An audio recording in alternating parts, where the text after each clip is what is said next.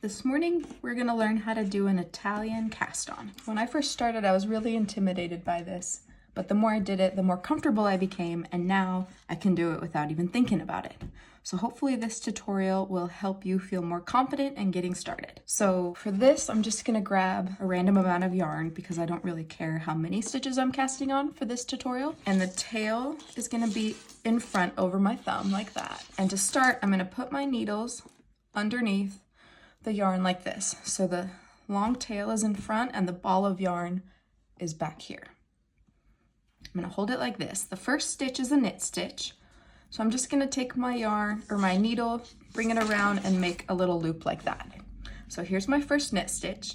And the way I remember it is the purl stitches are the even numbers and the knit stitches are the odd numbers. So to do a purl stitch, you come behind the back thread, underneath both threads, up in front of the long tail and through both, and then it kind of makes this tiny little bump, and that is the start of the purl stitch. And I'll show you that again a lot of times. So we've got our purl stitch, now we're gonna do a knit stitch. So we're gonna come in front, underneath, up through both, and behind, and then kind of twist the needle around. So now you can see we have a knit, purl, knit. So now we're gonna do another purl stitch.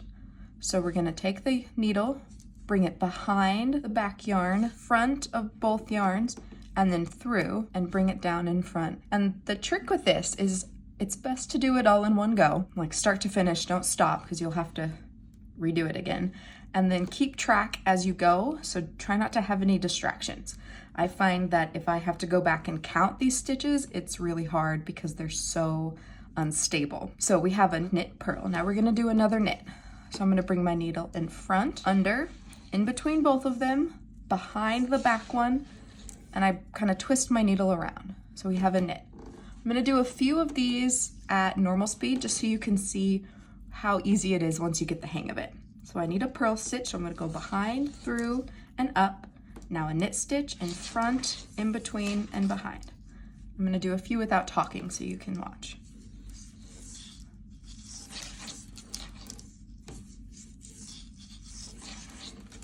So just like that.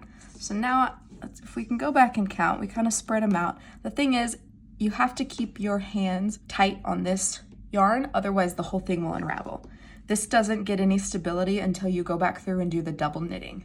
So we have a knit, purl, knit, purl, knit. So we're gonna do a purl, so behind, up in front, in between, bring it down. Do this a few more times because the next step after we do this initial cast on is we are going to do 2 rounds of double knitting, and that stabilizes the cast on edge and makes a really nice even finish. And then we join it in the round and get to work. So I'm here. See how it came untwisted like that? Okay, so I'm gonna do just a few more just to use up all of my tail, and I don't want these to come undone. So let's see where I left off. See, it's even hard. Okay, so purl, I'm looking right here. I see this tiny little purl bump. The best way, count again if you lose track, is to really look and read your stitches. So I'm looking pretty closely at these and I see that tiny little purl bump. So I have a purl knit.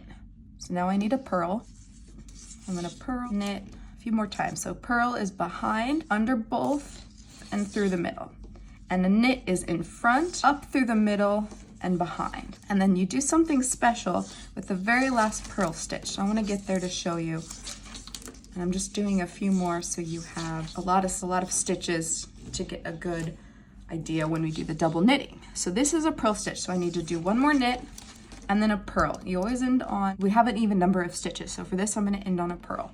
And for this last one, I'm gonna take my ball, the thread attached to the ball of yarn, and I'm just gonna do a backwards loop, and that stabilizes these 2 little yarns because we're just twisting them around the needle. We're not doing any kind of knitting at this point. So I hope you can see that. So there, see, and it gets kind of squirrely. That's why it's best to do it all at once. So we've got our stitches on. The next thing we're gonna do is 2 rounds of double knitting. So I'll come back and show you that. So we've done our initial cast on. We have an even number of stitches ending with a purl stitch. And now we're gonna do our 2 rounds of double knitting. So to do that, I take my needle with my yarn on it, and I'm gonna turn them around because I'm gonna work right to left, doing my double knitting. And double knitting, as far as I understand, is just slipping one stitch and knitting the other stitch. So the way I remember, because sometimes it gets confusing, so here's the front. The last one we did is a purl stitch. So when we turn it over, it's a knit stitch. And when we do the double knitting, we knit the first stitch, slip the purl stitch with the yarn in front. And I'm gonna hold on to this tail so we don't lose any of our stitches. So I'm just gonna wrap this around my pinky a little bit just to help hold it in place. Okay, so the very first stitch is a knit stitch. So I'm going to come in. This one's a little hard because it's just a backwards loop, so make sure you don't split the thread as I have done. Come on now. There we go, okay. So I'm gonna knit the first stitch, and I'm gonna show this both in English and continental style. And now I bring the yarn in front, and I'm gonna slip the purl stitch purlwise. And then I bring the yarn in back, and I'm gonna knit. And I'm gonna bring the yarn in front and slip purlwise. Oh, did I get it all? Yeah. And then bring the yarn in back. And then all these stitches get twisted and weird, but I promise once you work through them all, they become really stable and it's easy to see. So I'm just gonna move them up the needles, get some more yarn. So where am I at? Let's see. So this is a good way too if you forget where you're at like I have done. So I'm looking at my yarn coming over. It's in the front and I have slipped this stitch. I haven't knit it. So now I know I need to bring it behind and do a knit stitch. And then slip one purlwise with the yarn in front. So we're just gonna do this and I'm gonna show you again in real time how it looks. Because it's really easy to do once you get the hang of it. You just have to remember what stitch you're on, but if you go back and read your stitches, it makes more sense. So I'm gonna slip one and knit one, and that knit one almost came off. So this is why I like to use the bamboo needles.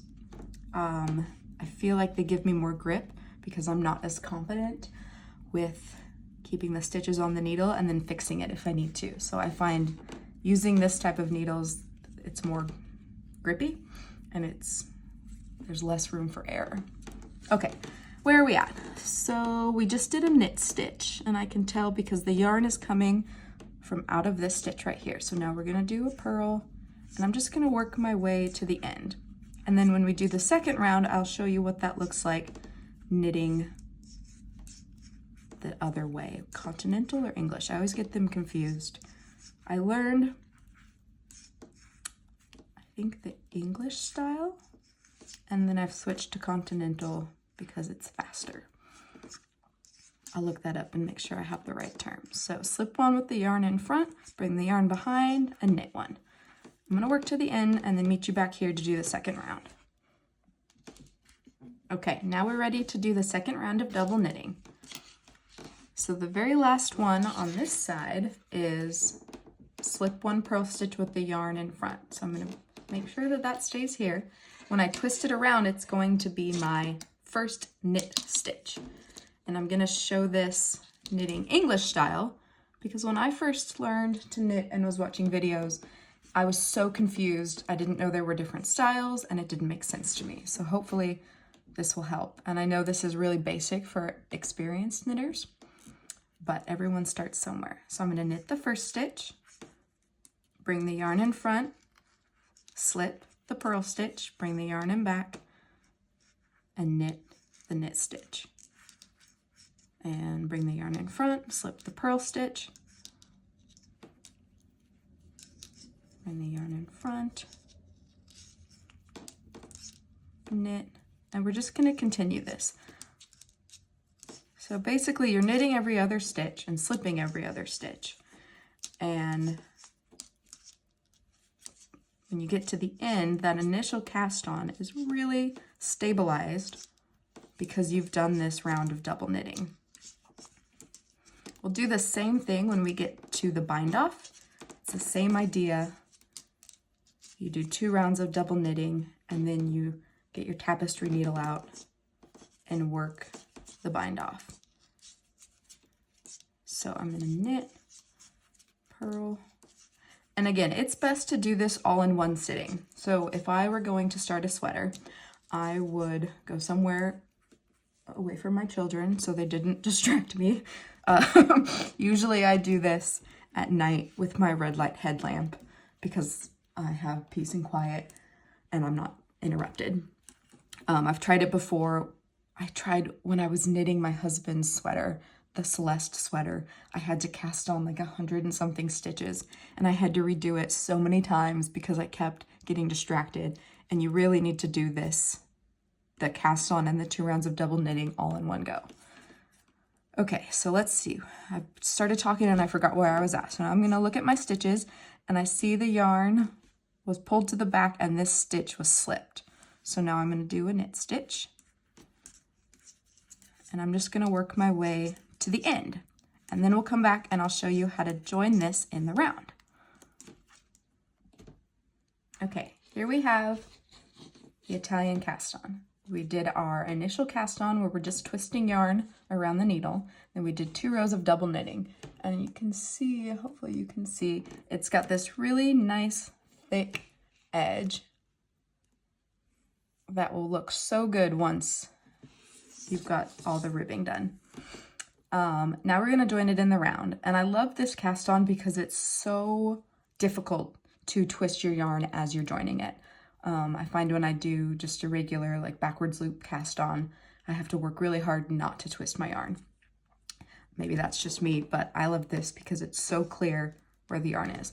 So to do it in the round, you can do it on double pointed needles, but it's basically the same thing. I'm just going to put a few stitches on this right needle like that. And then I'm gonna take a few more stitches and just spread it out just like you would if you have double pointed needles. And it's easier the more stitches you have. I just did a few for this sample, so it's gonna be a little bit more cumbersome than it would be if you had, say, 60 or so stitches on here. Okay, so now here's what it looks like, and all my little bump of cast on is all on the inside, just like that. And now I'm gonna join it in the round. I would put a marker right here. I don't have one handy, of course, so we'll put one on before we move on. So here's my short end. Don't start with your short end, which I've done before and had to backtrack and cursed myself. Okay, so I've got the thread, the yarn coming from my ball, and come on.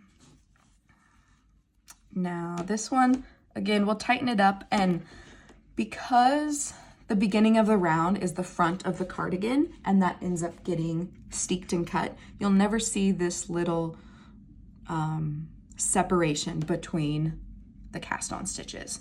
If you were doing just a regular sweater and it was at the back, you would go back through and kind of sew it closed, but you're not going to see it on this one. Okay, so we ended with a purl stitch. So the first stitch is a knit stitch, and this is just standard 1x1 rib. And I'm just going to pull it pretty snug, and I'm going to knit that first stitch, and then we purl, and this is just a simple knit 1, purl 1. Hopefully you can see that clearly.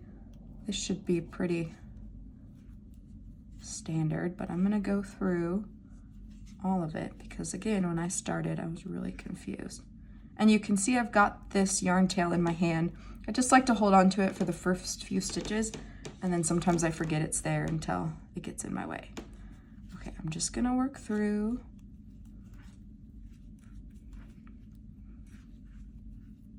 And I haven't yet figured out how to do this without kind of stretching these out. I think the double pointed needles is better, but it always works out to where you can't tell. Okay, so I've worked through that section, and now you can see it's it wants to twist, but I promise it's gonna be in the right spot. So I'm just gonna slide this down my needles again, take a tiny little section like that, pull it through. And we're just trying to get this back on the needles, maybe like to here. And this part you can do however you want. I don't really think a right or wrong way. I just want to show you what it looks like once we get all the stitches joined. So I'm just gonna knit around until we get close to the end and then come back and show you. Okay, we're back and we just have a few more stitches until we get to the beginning of round. So here's a purl, so knit, purl, knit, and you can see that last stitch. It's kind of loose, and here's the thread tail. So I'm just gonna purl this one kind of tight. Sorry that my hands get in the way. Okay, so there's the purl. So here's the beginning of round. This is where you would place a marker. I'm not going to because again, I don't have one. I should have grabbed one. So then you just continue around in your 1x1 rib and you knit however many rounds the pattern calls for. I'm gonna pull this out and show you how nice this looks once you get going. And these little stretched out parts, they'll come back once you start knitting. And I don't think you get that on double pointed needles. I'm just comfortable on these needles. So sorry here.